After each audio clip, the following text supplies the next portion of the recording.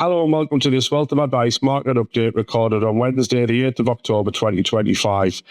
Bring this market update to you on the back of some very positive market returns over recent months.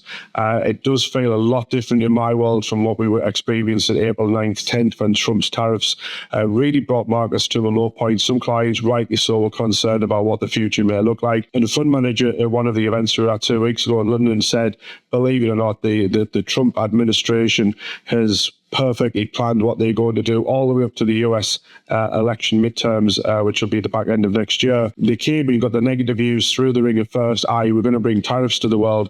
But what is Trump all about? Well, many things, but one of the main things that he says he's great at is negotiating deals.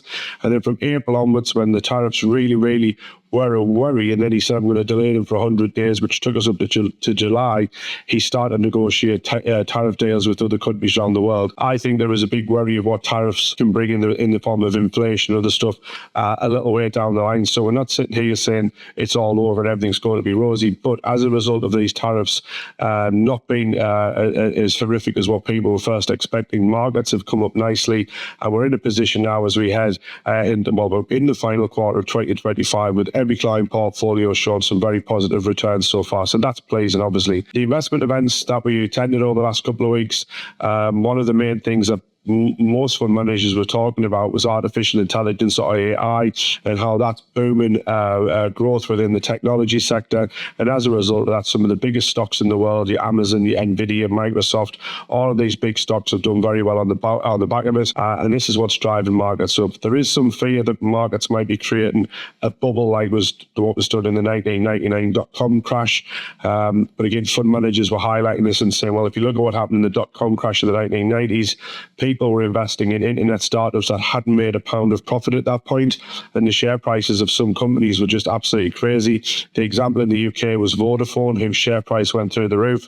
And at that point, their highest share price was achieved when they hadn't sold one mobile phone contract. It then collapsed, and it took almost 20 years for Vodafone to get back to the share price it has before then. Fund managers are saying, why is it different this time? Well, you're investing in companies that are making absolute piles of cash. If you look at those big, we were calling them the big 7 stocks last year. They're now bringing a few other stocks into that. You've got these 10 huge stocks which are dominating stock market returns. They're doing well at the moment.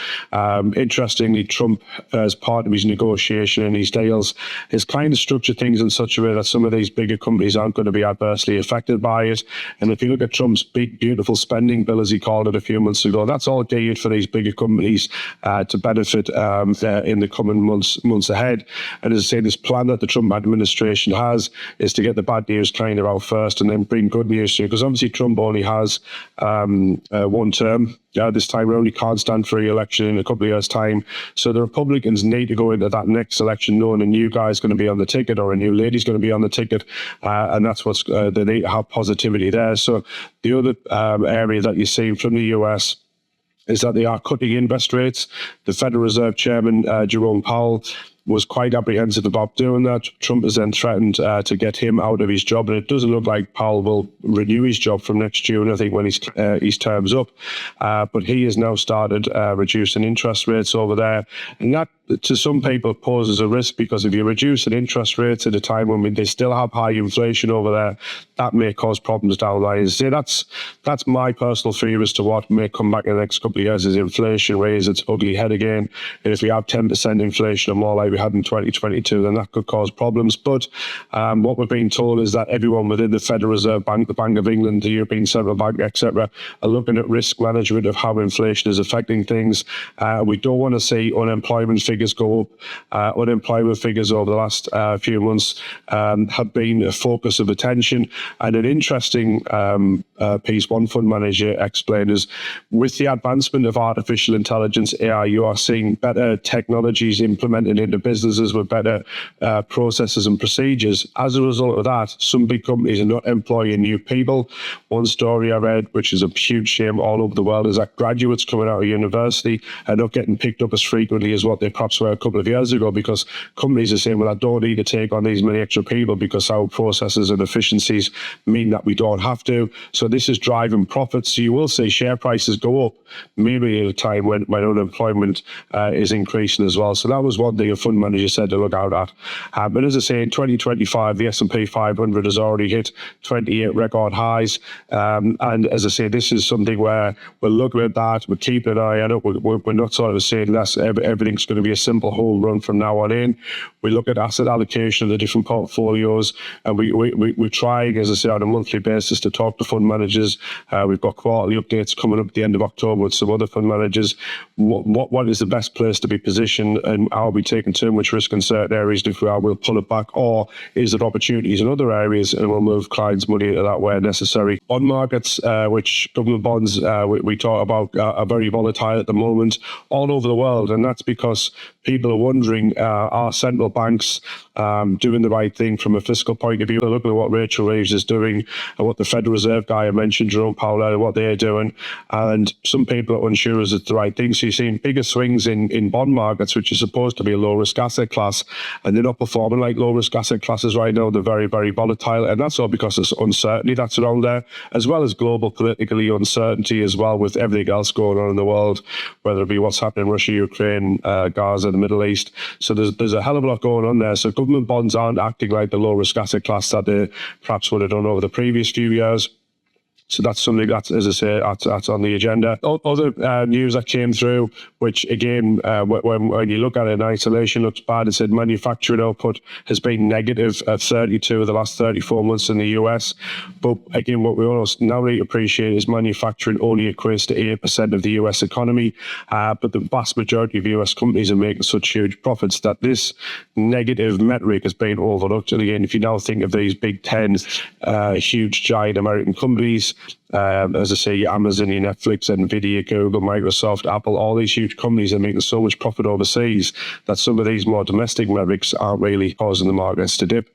Earlier on in the year, we did explain that the pound, probably halfway through this year, but we said the pound had appreciated so much against the dollar that clients who invest in funds which invest in the US, which virtually every portfolio does, you did have a negative return as a result of the pound strengthening, and we said that would even itself out. And as we approach the UK budget at the end of November, you now are starting to see the pound weaken to the dollar. I think the pound's down around about 1.5% of the dollar over the last month or 6 weeks. So the pound's coming down. I think it's around 134 now, where it got to 137 at one point. So that adds positivity in the short term to some returns. So that was the main commentary and what we were hearing from the fund managers when we were down in London and up in Edinburgh the last couple of weeks. So we're going back to London in a fortnight's time to get more updates on from different set of fund managers. But as I say, so far so good in 2025, and we hope it obviously continues. So I already mentioned AI, artificial intelligence. It was everyone's buzzword and what they were talking about at the investment event I was at a couple of weeks ago. You will be reading articles and seeing stuff online. I think the Governor of the Bank of England's issued a warning saying beware that stock prices are rising too much too soon. But as I say, it's real money that's being invested in big projects. When Donald Trump was over in the UK a few weeks ago for his state visit with the King, he said that US tech giants have agreed to invest 31 billion on AI in projects in the UK. So that's going to be good for job opportunities in the UK. The announcements do kind of bolster the strength of ties, if you like, between the US and the UK, which is again something. Let's say Brexit was right or wrong, and I don't take it that way. But if you go back to Brexit, what we were kind of promised would happen as a result was all these better deals with other countries. Well, maybe this is something that is coming through right now. There's also been plans announced to develop an AI growth zone in the northeast of England. Like most people watching this who have been born and bred in the northeast of England, I know we do have a global appeal with a lot of people who watch these things, but I was born and bred in the northeast of England. It's one of those ones where I'll say I'll believe it when I see it. However, there are already developments in Blythe and Cobalt Park, and this is going to hopefully boost economic growth and create thousands of jobs, which obviously we need. All parts of the country need this. So although we talk about AI, we mention these big companies in the US who are going to benefit from it. If we can get companies like Nvidia and all the other big ones, OpenAI, doing new infrastructure projects and builds in the UK, it's going to be good for our economy overall. So now when we look at sort of how stock markets have done, we've said stock markets have done very well in 2025. We've shared this kind of negative patchwork quilt, as I call it. Many times over the years, the clients watching these videos, it tries to explain which area of the world stock markets are doing best in. 2025, the one that says YTD above it year to date, the best performing asset class year to date is the MSCI emerging markets. So emerging markets, Brazil, India, China are included in that. A lot of the countries in the Far East, some small European countries can be included in there. I think some of the countries listed are no longer emerging. They're absolutely huge. And again, when I was at the T. Rowe Price conference in London a couple of weeks ago, their emerging markets guy was really enthusiastic about what's going to happen in that area in the coming period. Underneath that, you have Asia and Japan, UK, FTSE All Share. And surprisingly, the US S&P 500, one index we always share on the graphs, is second off bottom on the year-to-date list. However, if you look at the S&P, was up 25% last year and was the best performing sector there. So it does move. And this is, again, why do we have asset allocation discussions? Why do we tell clients that we're going to change the percentages, or the fund managers are changing the percentages? Because they're always trying to look ahead. Nobody has a crystal ball, but let's have the money spread far and wide. And then, as I say, when we talk about where the growth is going to come from and hopefully deliver the growth, you'll see that there's work going on in the background to deliver that. So as we come to the final part of this market update, we'll now look at market performance. As you can see from the graph on the screen now, the FTSE 100 from January 2025 up to today is 19.49% there. MSCI World Index 10.14, and the S&P only 7.19%. So remember when I said the S&P has hit all-time highs over 25 times this year? It's still not performed as well year to date as those other indexes, but it was at such a high level anyway. So when you talk about bubbles forming and other things happening, we do have money invested in all these different stock markets.